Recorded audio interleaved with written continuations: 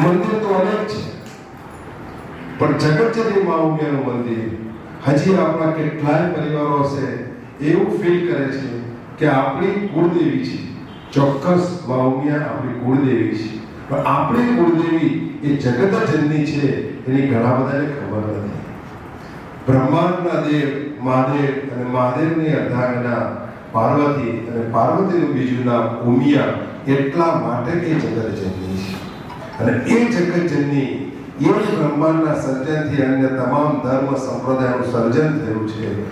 એ પ્રકારની શક્તિનું મંદિર એટલા માટે બનાવીએ છીએ કે આ જ શક્તિના કેન્દ્રથી સમાજને સશક્ત બનાવી શકાય.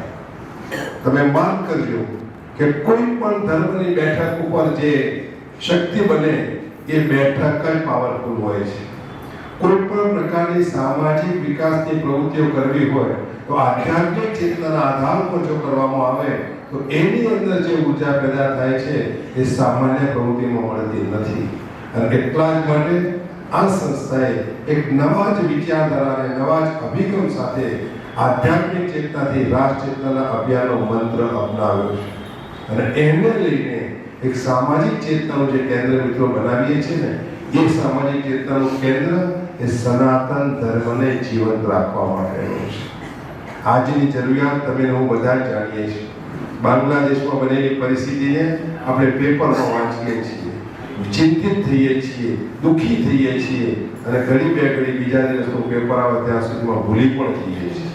પણ એક વસ્તુ સતત માનસ ઉપર બની રહે, એ જ સનાતન ધર્મને જીવંત રાખીને આવનારી પેઢીનું રક્ષણ થઈ શકે એવો સંદેશ આ સંસ્થાના માધ્યમથી સમગ્ર સમાજને આપી શકાય, એ કાર્ય આ સંસ્થાના માધ્યમથી થઈ રહ્યું છે.